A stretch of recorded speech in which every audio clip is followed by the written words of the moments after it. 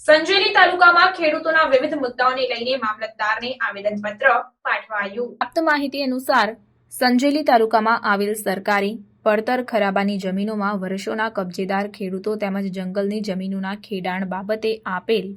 સનદવાળી જમીનોના કબજેદાર ખેડૂતોને પૂરેપૂરો માલિકી હક મળે અને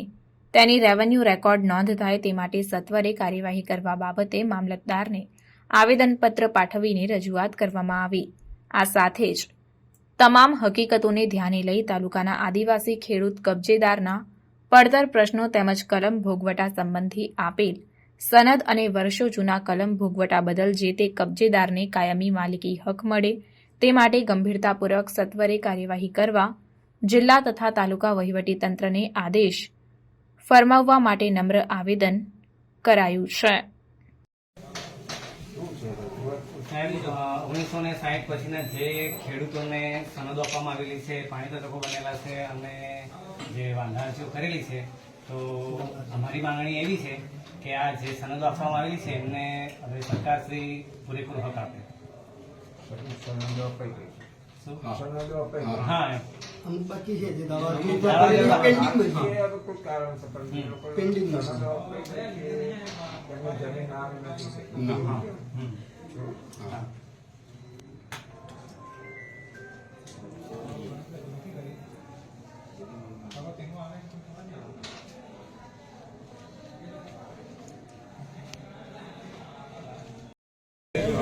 આજ રોજ સંજેલી તાલુકાએ અમે મામલતદાર વતી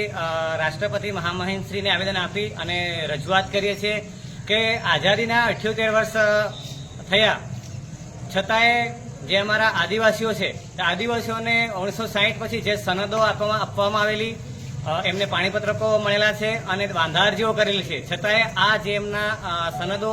અને પાણીપત્રકોનો જે પૂરેપૂરો હક એમને આપવામાં આવેલો નથી। સરકાર એમના